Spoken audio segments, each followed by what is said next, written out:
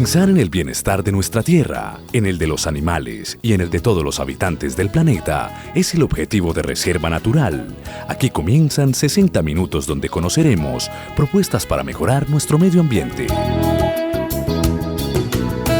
Reserva Natural, donde todos somos las voces, una producción de Frecuencia 1940 AM, con la presentación de Waldon Zapata, Diego Bambal y Maritza Rojas.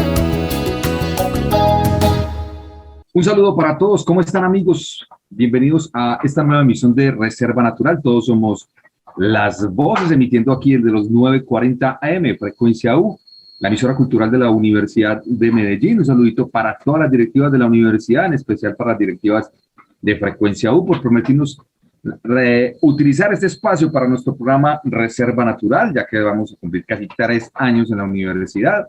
3 o 2 años igual, no, 2 años aquí en esta frecuencia. Hoy, recuerda, un saludito para toda esta gente que nos escucha en muchas partes de este planeta Tierra, que sigue confinado, que seguimos con muchos problemas con este COVID, pero que nos tenemos que cuidar porque no vamos a salir fácil de este tema, Waldon. Un saludo, Waldon, nuestro compañero de causa de la Corporación Amigos por Siempre. ¿Qué más, Waldon? Bien, Diego, bien, preocupado con la situación, con estos paros, con estas situaciones que hubo también en la semana y todo lo que se ha alterado el orden público y todas las víctimas que estamos saliendo de esta situación.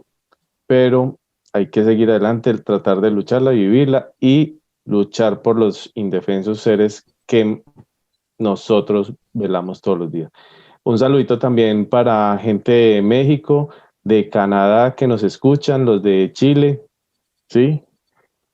Y de Chile, claro. Diego, no, claro. Recuerden que estamos por los 940 AM, Frecuencia U, la emisora cultural de la Universidad de Medellín, transmitiendo desde la tacita de plata que llaman aquí esta ciudad, para toda la gente en Colombia también. Hoy tenemos un programa que de pronto muchas veces, que ya lo tocamos de pronto hace un tiempo, pero que nos gusta tocar varios enfoques con personas especializadas en los temas, y en este caso vamos a charlar sobre las serpientes, su importancia, sus amenazas, perspectivas para su estudio a futuro de estos ejemplares. Estamos con una persona que no es de aquí de Medellín, él nos dirá enseguida dónde está, pues me imagino que está en Bucaramanga, porque estudia en la UIS, la Universidad Industrial de Santander, una universidad muy importante aquí en Colombia, para los que no conocen.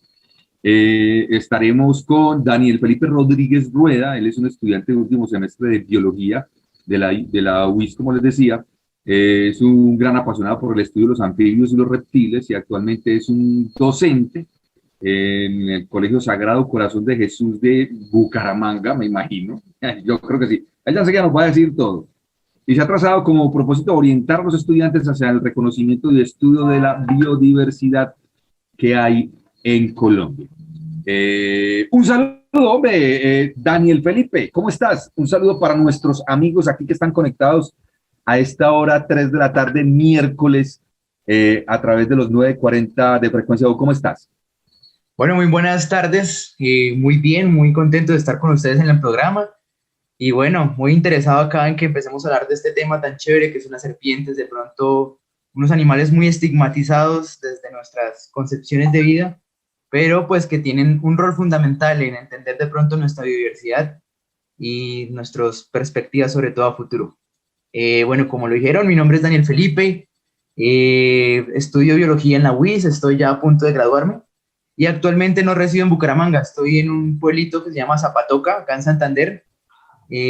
Yo pues me he criado acá toda mi vida y ahorita regresé nuevamente al colegio a ser docente precisamente acá en este bello pueblo que me dio crecer. Daniel, o sea que el tema de las serpientes que vamos a hablar tiene que ver solo de la región de los Santanderes o a nivel nacional, porque como Diego lo dijo, ya lo habíamos hablado. Y es importante eso, que la persona con la que le hablamos hace 2 años y medio, Diego, también aquí en el programa de Frecuencia U, lo hicimos iniciando cuando entramos a Frecuencia. y se habló solo de las serpientes o de la importancia a nivel de Antioquia como tal, ya que me acordé ahorita de lo que estabas diciendo. Vale, sí, señor. Entonces, Pues, bueno, nosotros digamos que nos hemos enfatizado mucho en estudiar a estos organismos acá a nivel Santander, pero pues hay muchas especies que son ampliamente distribuidas por Colombia. De hecho, las más comunes se conocen en todas las regiones y pues podemos saber una perspectiva de lo que de pronto a investigación hemos hecho acá y ya plantearlo, digamos, como a nivel que son los cuidados, el manipulación y todo a nivel ya colombiano por completo. Daniel, usted siendo estudiante de biología, ¿por qué se interesó solamente en las serpientes? ¿Por qué se especializó con lo de las serpientes? Bueno, yo digamos que trabajo particularmente con lo que llaman la herpetología, que es el estudio de los anfibios y reptiles. Entonces, aunque ellos son, digamos que grupos evolutivamente distintos, se agremian dentro de la misma rama de la ciencia, dado a que tienen hábitos muy similares. Entonces, cuando uno sale, por ejemplo, a buscar una rana de noche y todo lo que hace, normalmente es posible que uno se encuentre lagartos, que se encuentre serpientes, y más que todo por eso es que se agremian dentro de la misma rama. Y bueno, cuando empezamos a ver esa parte, entonces uno intenta como estudiar a todos estos organismos. De hecho, yo me incliné inicialmente por esta línea porque de pronto siempre he sentido como una atracción por las ranas. Y ya estando estudiando ranas, pues me di cuenta que se pueden estudiar distintos tipos de organismos, como lo son los lagartos, como lo son las serpientes, y que bueno, todos ellos cumplen un rol fundamental en entender cómo se comporta la biota, y ha sido pues el proceso muy interesante, sobre todo pues más que como desde el punto de vista de la enseñanza. Yo creo que no hay nada más satisfactorio que poder lograr en las comunidades campesinas como romper ese estigma de que ya diferencien, por ejemplo, serpientes venenosas de serpientes no venenosas, y que estén tan ya como en la sintonía que a veces uno como que está ahí y le manda una foto. Daniel, hey, nos llegó esto, mire, ¿qué será esto? Tal, ¿se la guardamos o qué hacemos? Y todo lo demás. Entonces, hay como un contacto muy interesante y las serpientes permiten justamente eso, como un interés muy grande en las comunidades campesinas más que todo, que son los que están constantemente en contacto con ellos, porque hay un miedo muy grande y en parte pues sí hay que tener el cuidado con las que se deben tener el cuidado y más que en las comunidades existen muchos cuentos, muchos relatos con estos animalitos. Pero bueno, podemos entonces hablarlo así en términos general y de pronto ya la parte de la investigación a lo que hemos logrado acá. Muy bien. Usted tocó un tema muy chévere porque casi siempre cuando hablamos de este tipo de animales en la naturaleza, a mucha gente le preocupa es toparse con un animal que sea o no sea venenoso, ¿cierto? Es como la inquietud general de cualquier persona. Dice, uy, y entonces eso ayuda en muchos casos a que la gente les haga daño. Por su misma ignorancia, la gente termina asesinando, porque es que no es otro término. La gente me dice, lo mataron, qué pesar. No, lo mataron, no, lo asesinaron, que es distinto. Porque al fin y al cabo, ningún animal, por mucho peligro que represente, debe de ser asesinado, sino que uno tratar de apartarlo, o nosotros como humanos, apartarnos del territorio, apartarnos de su cruce, hacerle el quite nosotros, no esperar a que ellos lo hagan. Obviamente ellos de una forma natural también lo hacen. Pero tratemos de enfocar un poquitico esta charla en ese aspecto, en serpientes, cómo identificar que sí son venenosas, porque hay algunas que no son venenosas, pero te pueden hacer daño, como no recuerdo, yo creo que a mí alguien me decía que alguna vez una culebra se le enroscó y era las que le daban como latigazos a la persona, no recuerdo cómo es que se llama. Hueteadoras, que les llaman por acá en Santander. ¿Las qué? Hueteadoras.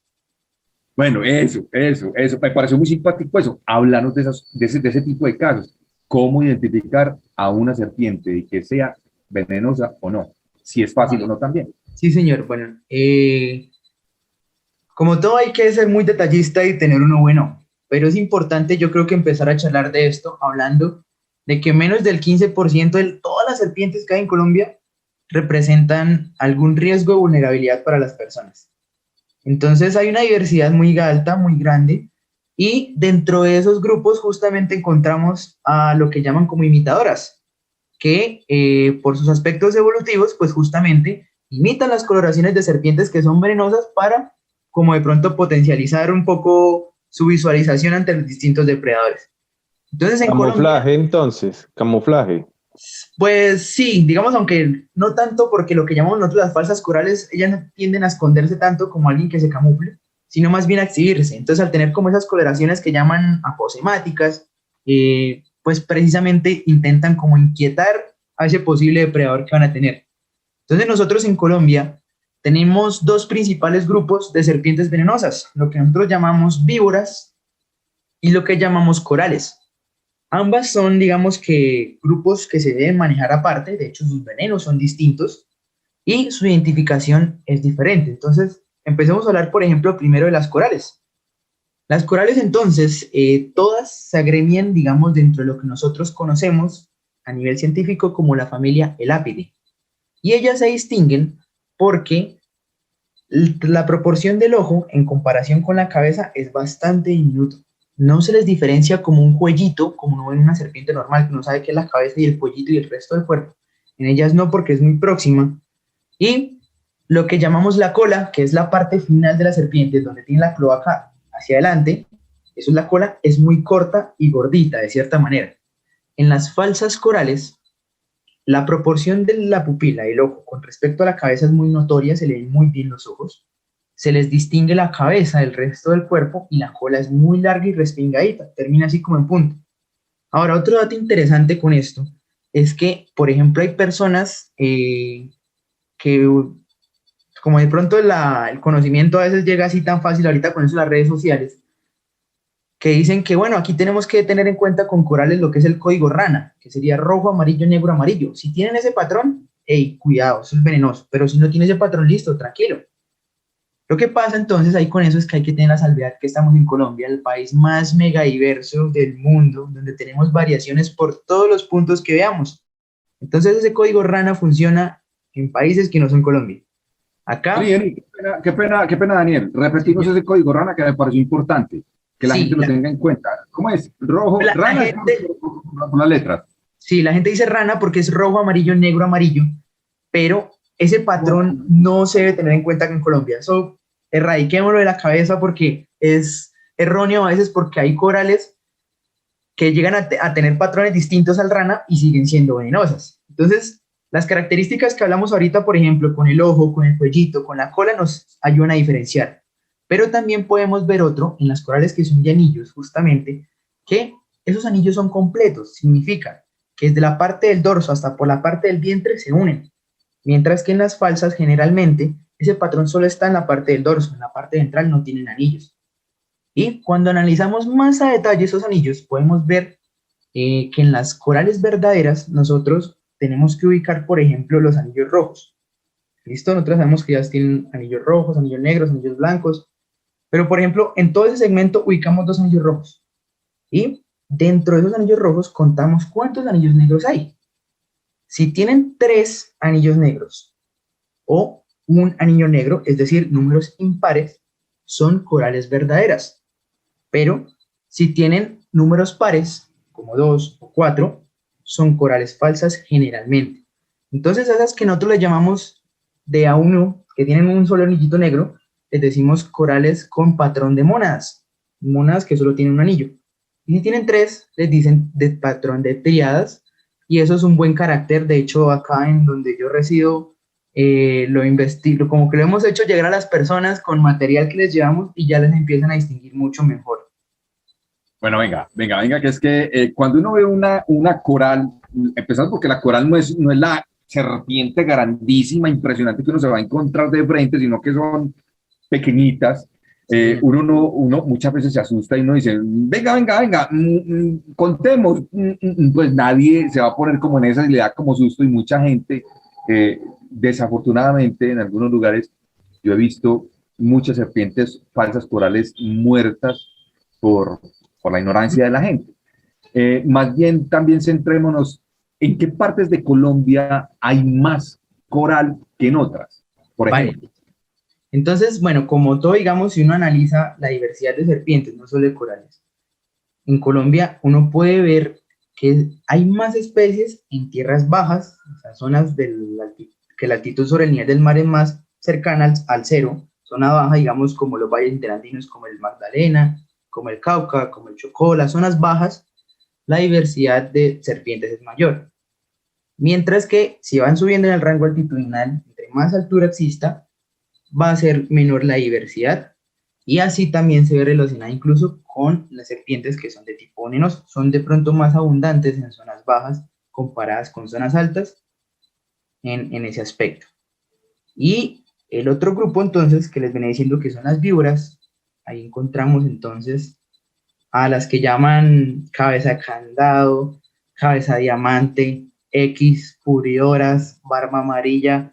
Todas ellas hacen como parte de ese grupito de serpientes que llamamos, y con ellas de pronto hay como más miedo porque justamente hay una especie que es lo que llaman talla X, es la serpiente que tiene la mayor tasa, de accidente ofídico en Colombia. Es la que mayor mordeduras ha sufrido con campesinos, y con esa hay demasiado miedo particularmente cómo se manejan pues en el campo. De esas serpientes se distinguen pues por lo que les decía ahorita, que tiene la cabeza así como un diamante, como tipo triangular, pero lo importante de ellas es que les dicen también en algunos lados 4 narices. Es justamente porque pues tienen los orificios de las narinas, y justo al lado, entre la narina y el ojo, tienen otros orificios, que son fosetas termorreceptoras. Por esas fosetas ellas perciben el calor de las presas. Pensemos, no sé, que si estamos en la sala de alguna casa y tenemos como de pronto taparle los ojos a una víbora, ella sabrá dónde están nuestros pies, dónde estamos nosotros y todo, porque percibe el calor a través de sus fosetas, y pues muy seguramente nos mordería el pie si hacemos ese ejercicio, ¿sí? Pero entonces ellas, con esas 4 narices que llaman, se puede distinguir en este caso que es una víbora. Solo ellas las tienen, y es como el principal de pronto carácter para distinguirlas, sumado a su cabeza de diamante, muy triangular. Daniel, bueno, vea, eso me hizo reír porque me acordé de muchas víboras que hay aquí en Colombia, entonces, y son parecidas. Bueno, y también tienen la cabeza así de diamante. Sí. Listo, entonces vamos a dejar aquí, no sé si Diego va a dejar una pregunta al aire para Daniel, para que entremos a la sección de Mundo Felino con Diego. Bueno, sí, Daniel, te voy a dejar una preguntita. Con alguien que sabía que íbamos a hacer el programa, que le tiene mucho miedo a las culebras, o a lo que llaman la gente culebras, no una culebra o una serpiente, pero más bien de esos anfibios, me pregunta que en Colombia, ¿cuál es el lugar donde más víboras hay venenosas? ¿En qué lugar de Colombia? Obviamente, dependiendo de la especie, pero ¿en qué lugar hay más de diferentes tipos de especies de las venenosas? Ok, listo. Pero recuerde que ya Daniel informó cómo era dependiendo la altitud, ¿cierto? Una cosa es la altitud y otra cosa es la zona ya realmente como identificada que hay en el país. Entonces, nos lo responde después de que entremos con la sección de Mundo Felino, Diego. Mundo Felino. Bueno, vamos con mi sección Mundo Felino. A raíz de que hemos tenido tantos felinos, que hemos rescatado tantos gatitos y tantos gatitos pequeños que se han dado en adopción, algunas personas han preguntado sobre este tema de tu gato no ronronea, deberías preocuparte porque tu gatico no hace este sonido tan particular en los felinos. Para muchas personas el ronroneo es una de las mejores cosas de vivir con un felino. No solo es un sonido relajante, es algo que podemos sentir mientras nos abrazamos con nuestros gatos. Entonces, ¿por qué tu gato no ronronea? Como ya sabemos, los gatos son seres con sus propias características y personalidades. Se comunican de muchas maneras diferentes. Vocalizaciones, expresiones faciales, lenguajes corporales. Simplemente puede ser que tu gato haya aprendido otras formas de comunicarse y no tenga necesidad de ronronear, en cuyo caso no debes preocuparte. O su ronroneo puede ser tan suave que no lo notas. Porque tu gato debería de ronronear. Desde los primeros días de su vida, los gatitos se tranquilizan con el ronroneo de su madre y ronronean, y el ronroneo es su forma de comunicarse con ellos.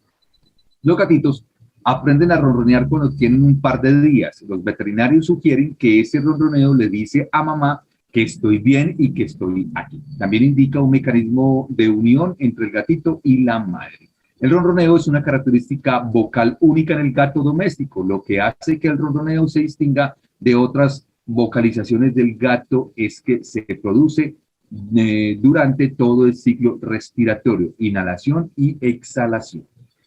Los gatos, cuando son adultos, continúan ronroneando, no solo para expresar emociones positivas, bienestar, alegría, sino también cuando experimentan una emoción negativa. En este caso puede ser dolor o estrés.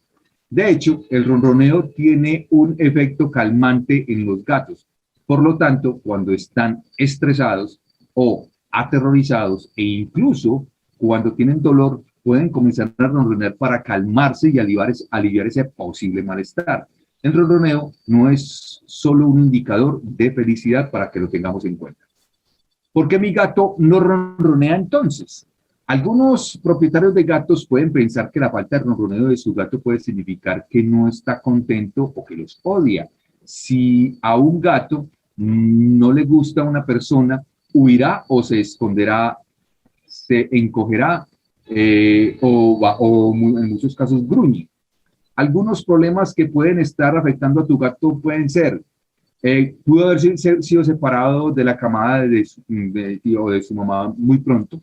Algunos gatos pueden que no ronroneen porque fueron separados de su madre y compañeros de camada demasiado pronto. Como los gatitos aprenden muchas conductas de su mamá felina, este podría ser uno de los problemas. El gato que tiene dolor de garganta o laringitis puede ser reacio a ronronear debido a que la laringitis o tragar alimentos, hacer sonidos como el ronroneo se hace doloroso. Comprueba que tu gato no tenga cualquier tipo de lesión para ver si esta podría ser el motivo.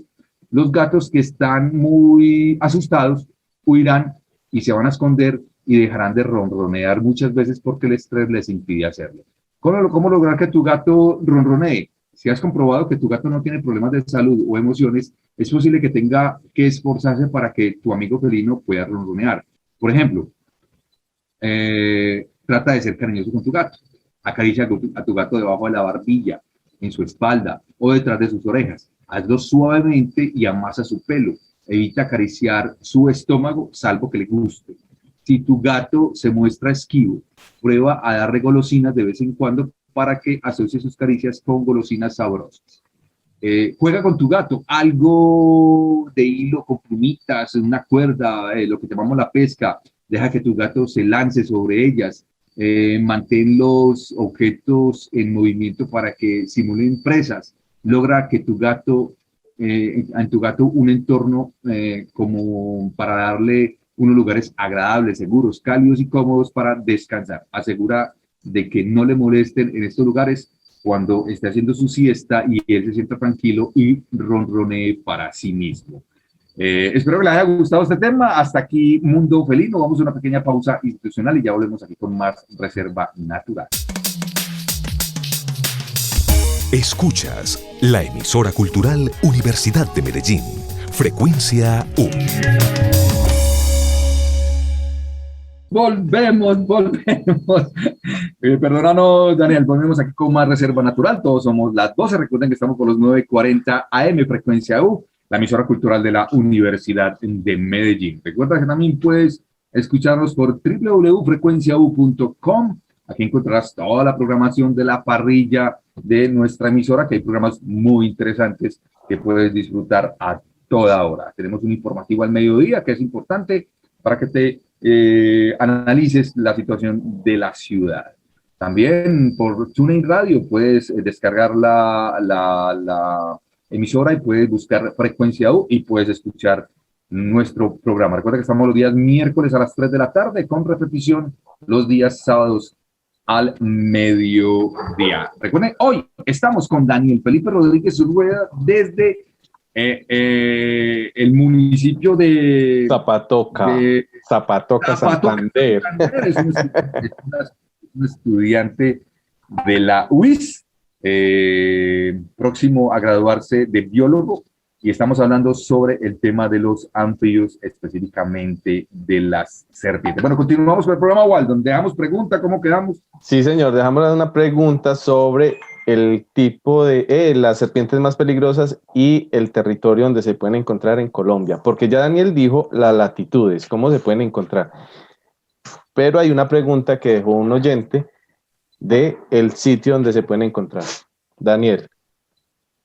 Bueno, entonces, digamos que ya haciendo como asociación a esas zonas bajas, justamente en tierra baja es donde vamos a encontrar eso, particularmente en donde lo que nosotros llamamos, por ejemplo, Magdalena Medio, lo que nosotros conocemos como Chocó geográfico, que en Colombia haría alusión a lo que es el departamento del Chocó, a Nariño, Cauca, toda esta zona de la vertiente occidental, y finalmente el majestuoso Amazonas, donde también es tierra baja y encontramos mucha de la diversidad de lo que corresponde a estas víboras particularmente, que es lo que veníamos hablando.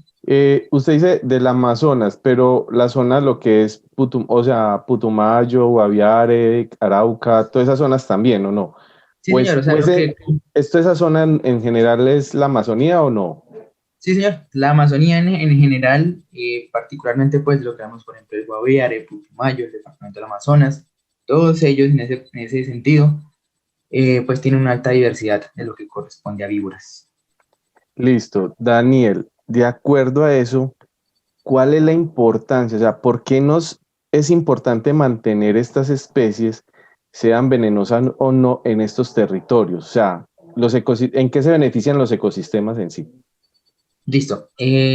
Siempre como que intento responder esta pregunta haciendo una analogía a lo que funciona, por ejemplo, un reloj de pulso. Si hemos tenido la oportunidad de un reloj, vemos que son muchos engranajes, unos anidados en los otros, y que cada piecita es fundamental para que ese reloj funcione. En ese mismo sentido, así funcionan nuestros ecosistemas. Cada especie, cada grupo biológico en particular, desempeña un rol fundamental. Y en el momento en que alguno de ellos se quite, ese reloj va a dejar de funcionar. Ese entorno tal cual que nosotros veíamos en el ecosistema se va a ver alterado. Las serpientes, en su mayoría, tienen una función biológica importante como control de plagas, de roedores, de anfibios, de aves e incluso de otras serpientes. Hay serpientes que se alimentan de serpientes. Entonces, justamente en los sitios, por ejemplo, como lo que es el Magdalena Medio, hay veces que matan a una serpiente que es negra, larga, que llaman musaraña. La matan muchísimo. Y la gente va uno allá y le dice, pero no, ¿qué hacemos con todo este culebrerío, hermano? No, terrible. Entonces digo, pero ¿usted qué está matando, por ejemplo, eso que llaman musaraña? Es una serpiente que, aunque tiene un porte grande, es totalmente inofensiva. No hace nada. De hecho, uno la puede coger y ni siquiera lo va a tirar a morder.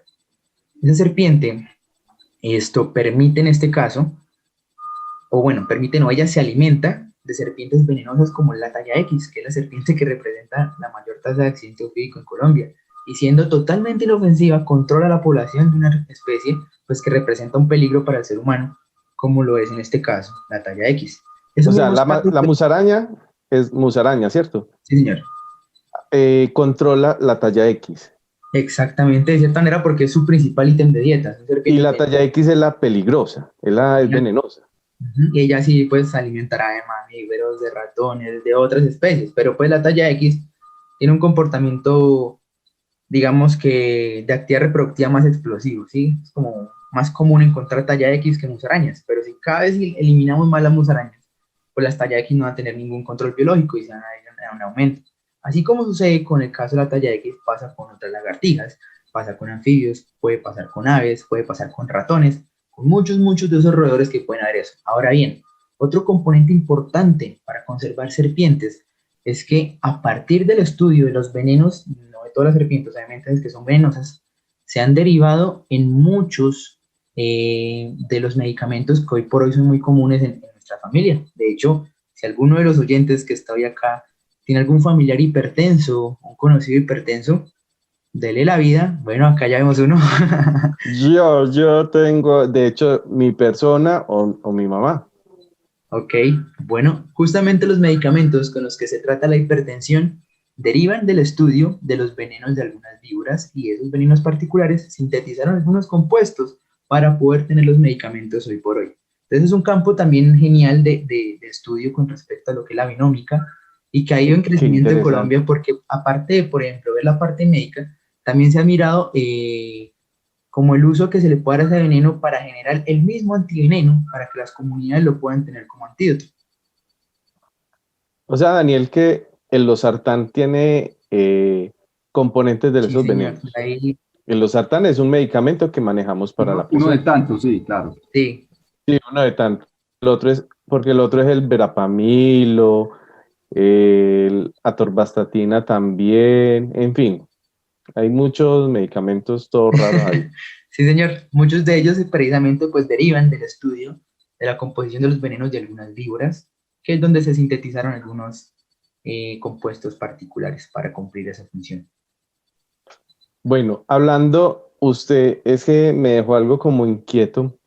Listo, la musaraña controla la talla X, ¿cierto? Pero la talla X controla otros Ujú. roedores. Listo. Me causa curiosidad si la iguana en cualquier de sus etapas de vida, pues sea mediana, pequeña, grandes, pueden ser presa de alguna de estas culebras o víboras o serpientes. Sí, lo pueden ser e incluso de otros organismos, como de pronto algunos murciélagos que se han visto que comen lagartos pequeños, como otros tipos de mamíferos ya más grandes que también justamente como que pasan por las madrigueras donde están las iguanas y pues aprovechan recursos. E incluso otras aves que también se alimentan de lagartos y hay fotitos de algunos que ya han iguanas juveniles, no así presas tampoco tan grandes. Entonces, como que todos los medios de los ecosistemas donde están es una completa competencia todo el tiempo, pero en medio como de ese choque que hay entre especies, pues siempre se ha mantenido un constante equilibrio en eso.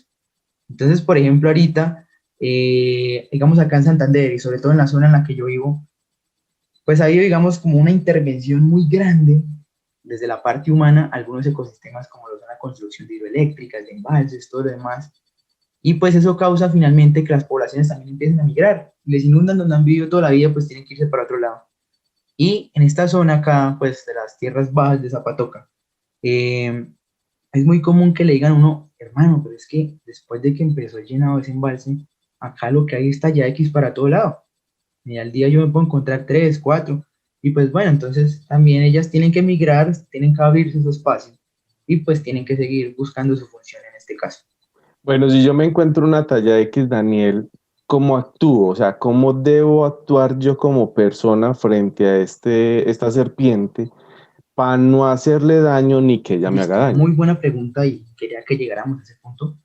Y lo primero es que, digamos que la talla X particular, hablando de ella, que es una serpiente que es un poco reactiva en su comportamiento, ella no va a atacar a nadie desde que no se le vulnere como su espacio personal y desde que no se le intente atacar de cierta manera. De hecho, las talla X hasta cierto punto se pueden camuflar muy bien porque son cafés, son de tonos opacos y generalmente están así como enroscaditas en hojarascas. A veces verlas es difícil, de pronto uno muchas veces la habrá pasado por el lado y ni sabe. Y justamente es por eso, porque uno no les interviene a ellas como tal. Pero en el punto en que no, que yo empiece a tirarles piedras, que empiece a joderlas con un palito, pues es como si llegaran a mí a tirarme piedras y a joderme con un palito. Yo mismo, pues yo no me pondría feliz. Y en el caso de la serpiente dirá, pero es que ¿por qué muerde? Pues es que la serpiente, por sus aspectos evolutivos, pues no tiene manos, no tiene piernas. Entonces buscan mecanismos distintos a ver eso. Y en este caso, pues su dentición es como el principal método de ataque. Pero pues una serpiente, digamos que adulta, ya como tal madura, llamémoslo de cierto punto, es muy consciente también de que generar ese veneno es un gasto energético muy grande.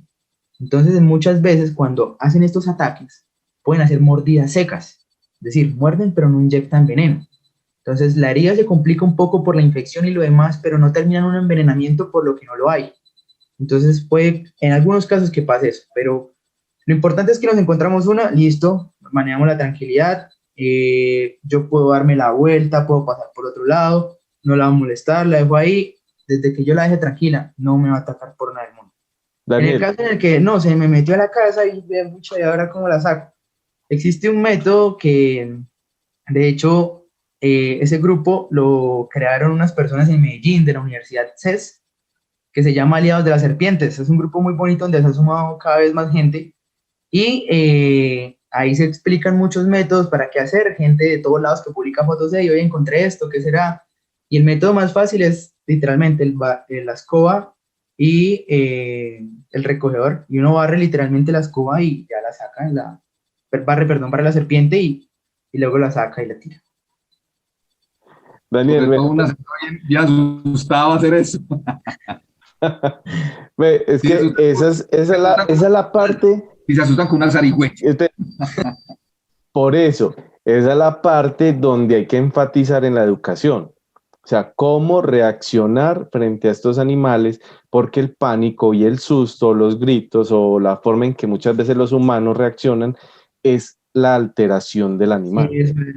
¿Sí o no, Daniel? No, de hecho, uno en esos momentos de pánico, uno cree que uno se conoce y que sabe cómo actuar, pero en el momento en el que el pánico se lo lleva a uno, hasta uno puede sufrir una consecuencia de salir corriendo, caerse, cualquier cosa por tal de huir. De hecho, en campo ha pasado a veces que uno va con personas que no tienen como esa afinidad con las serpientes y la ven y el pánico las hace llegar como a un punto en el que uno dice, ¿esa persona qué le pasó?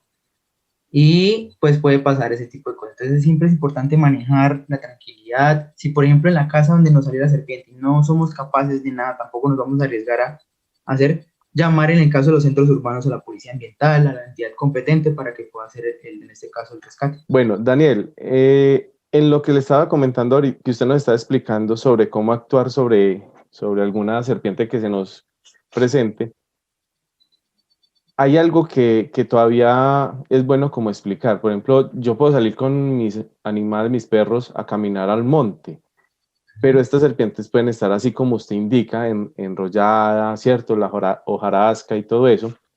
Pero si uno pasa por el lado, no hay posibilidad de que haya un enfrentamiento, o sea, que ella me ataque por haber sentido cerquita a nuestros pasos o que yo la pise por ceguera, que no se vieron. Hay casos que sabemos que ha pasado esto ya porque justamente no las ven y las pisan, entonces la serpiente se siente vulnerada de alguna manera. Pero digamos que en el punto en el de que uno no a veces toque o ya pase de pronto muy cerquita de ella, no va a pasar, porque no va a sentir de pronto como esa vulneración de su espacio. Pero ya donde se moleste, donde se toque, sí, pues puede derivar en eso, pero obviamente no con todas las serpientes. Por ejemplo, con las víboras, que son un poco más reactivos, puede pasar ese comportamiento, pero con las demás, por ejemplo, corales, o las normales jugueteadoras, bejucas, correcaminos, guardacaminos, como normalmente les conocen, ellas en su mayoría van a pretender es por huir, irse a ir, trepar, todo lo demás, pero no son de ese tipo así como reactivas, a no ser ya que uno de pronto las moleste un montón. Listo, sí. Bueno, eso es importante porque es lo que más sucede pues en el campo. En su opinión personal y que usted... Venga. Déjenla preguntar al aire porque nos vamos con sus... bueno. Listo, bueno. Daniel, para dejar esta pregunta en el aire, ¿cuál es, cómo se le puede llamar? ¿Por qué les importa a tanta gente tener serpientes como animal de compañía? O sea, ¿por qué esa importancia estarla sacando de los ecosistemas? Entonces, cuando yo vuelva con la sección, usted nos responde esto. Vale, sí, señor. Mundo Canino. Bueno, hoy en mi sección de Mundo Felino traigo las terapias naturales para que tu perro o gato tengan menos dolor, ¿cierto? Diego, para que vaya aprendiendo también. Cuando nuestro compañero peludo tiene dolor, la pasamos mal, ciertamente. Es entonces cuando nos asaltan las dudas sobre si estamos haciendo todo lo posible para que ese dolor disminuya. Ahora vamos a traer unas terapias naturales. El perro o el gato, para que tengan menos dolor y puedas combinar sin problema el tratamiento que te ha dado el veterinario, junto con cualquiera de estas terapias naturales, suman bastante para que pueda unar al efecto del antiinflamatorio o algún antibiótico que le han dejado entre las terapias, ¿cierto?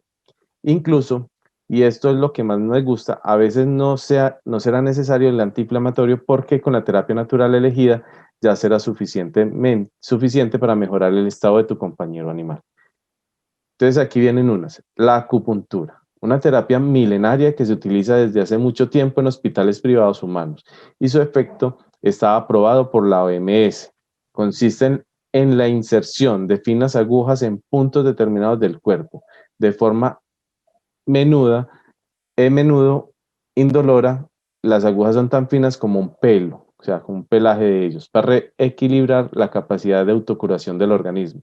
Está basada en la antiquísima y consistente medicina tradicional china, y existen muchos médicos y veterinarios que integran el uso de medicina normal, occidental, junto a esta terapia, obteniendo grandes resultados de disminución de dolor, entre otros beneficios. La homeopatía. Existen diversas escuelas de homeopatía veterinaria, sí, porque ya los hemos entrevistado acá y nos han dado unos tips muy buenos. Algunas de ellas nos enseñan a utilizar los remedios homeopáticos de forma autónoma, a modo de botiquín, para que cuando aparezca el dolor podamos intervenir.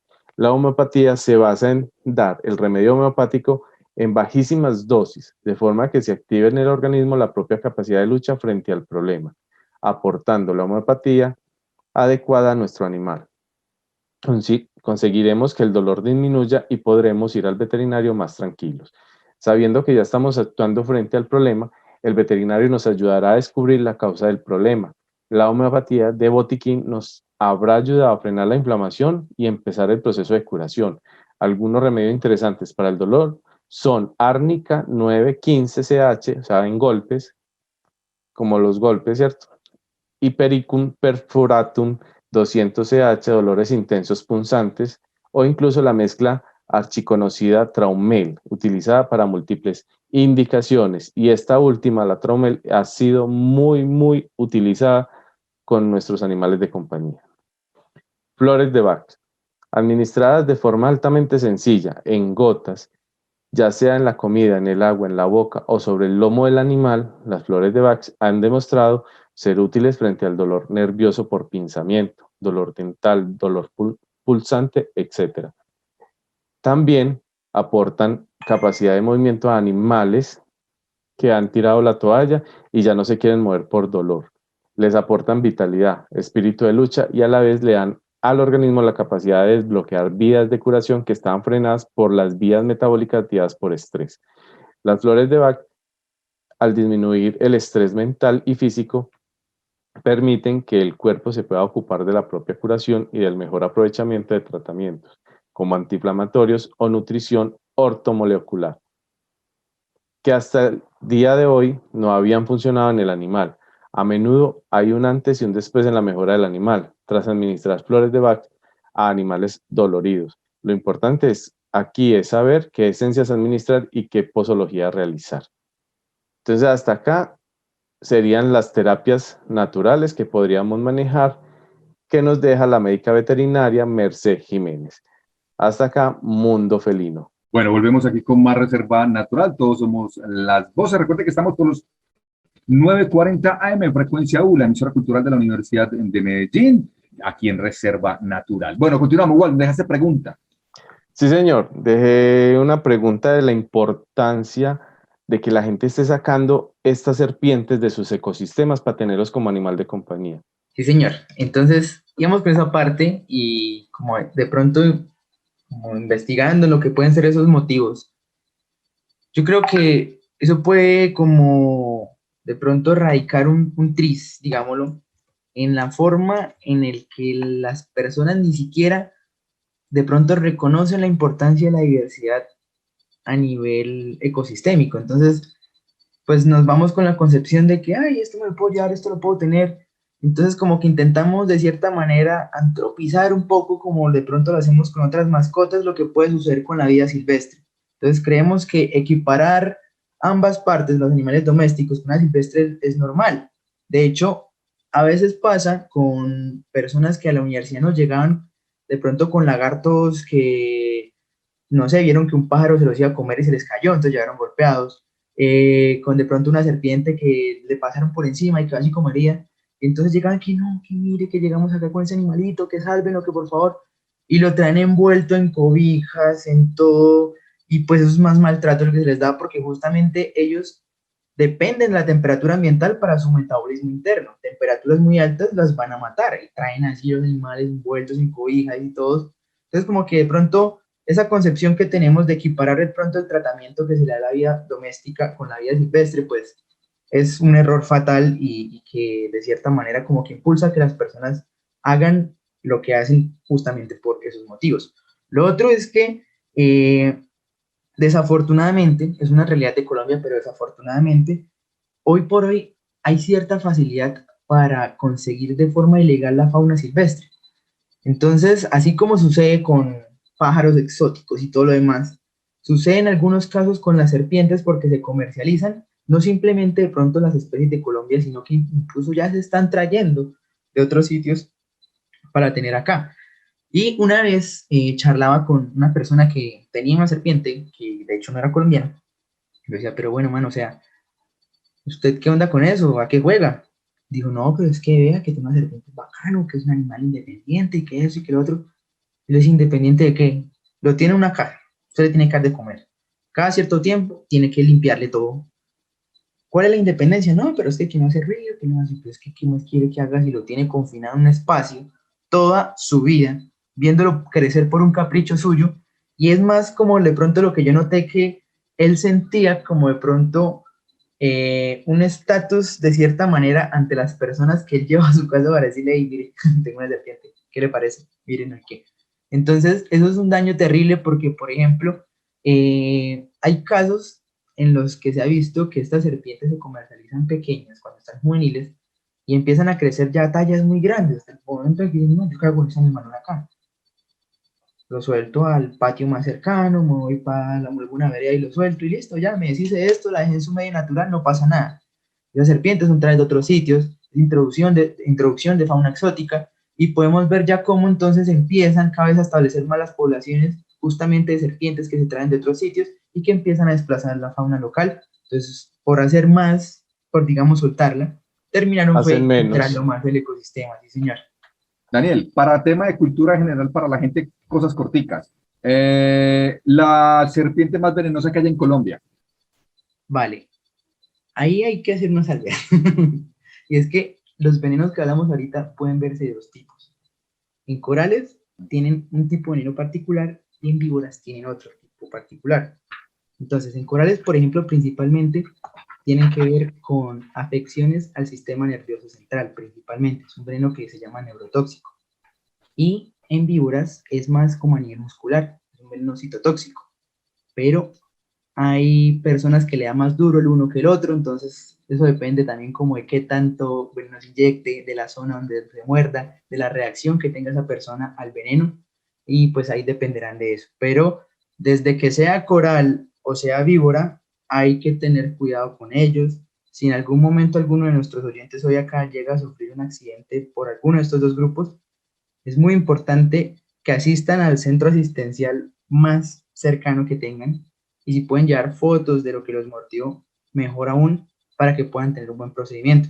Hay muchas personas que de pronto lo que hacen es como ir a que lleguen a ciertas prácticas como lo que llaman rezanderos y todo lo demás, y hay veces que ellos se pueden salvar, pero es porque ocurre lo que hablamos ahorita, las mordidas secas, que no se inyecta, se inflaman, pero no se inyecta. Pero en el caso donde sufren un cuadro de envenenamiento, hay que ir sí o sí. Está acabando el tiempo, qué lástima, porque tengo mucho por preguntar. Mucho. No, vamos a tener que hacer otro programa, Waldon, como siempre.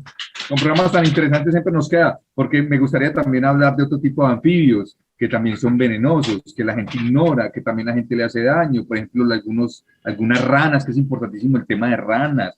Pues, no, Waldon, que hacemos otro programa. No hay más. Ya, que nos diga Daniel si está disponible para la próxima semana. Claro, de una, no hay ningún problema. Yo muy contento porque es que poder comunicar. Sí, porque mire que el tiempo no nos alcanza. O sea, realmente no nos alcanza, ya nos fue la hora. Temas tan importantes. Y hay demasiado por preguntar. Listo. Bueno, Casado, programa la próxima semana de nuevo para que los oyentes estén pendientes. La próxima semana seguiremos con este tema, tocando otros temas de anfibios que también son venenosos y también son muy importantes tenerlos como cultura general. Listo, por toda esa cantidad de biodiversidad que hay en Colombia. Daniel, muchas gracias por estar aquí en Reserva Natural y en Frecuencia U. Muchísimas gracias a ustedes por la invitación y contento de que podamos hacer los programas que sean de aquí en adelante. Excelente. Listo. Y a Daniela y a Felipe, gracias por el sonido en nuestra emisora. Chao, hasta luego. Y a Juan Pablo, no me dejes a Juan Pablo. Aquí termina Reserva Natural. 60 minutos para conocer propuestas que nos permitan mejorar nuestro medio ambiente. Reserva Natural, donde todos somos las voces. Un producto radiofónico de frecuencia 1940 AM. Una presentación de Waldon Zapata, Diego Bambal y Maritza Rojas.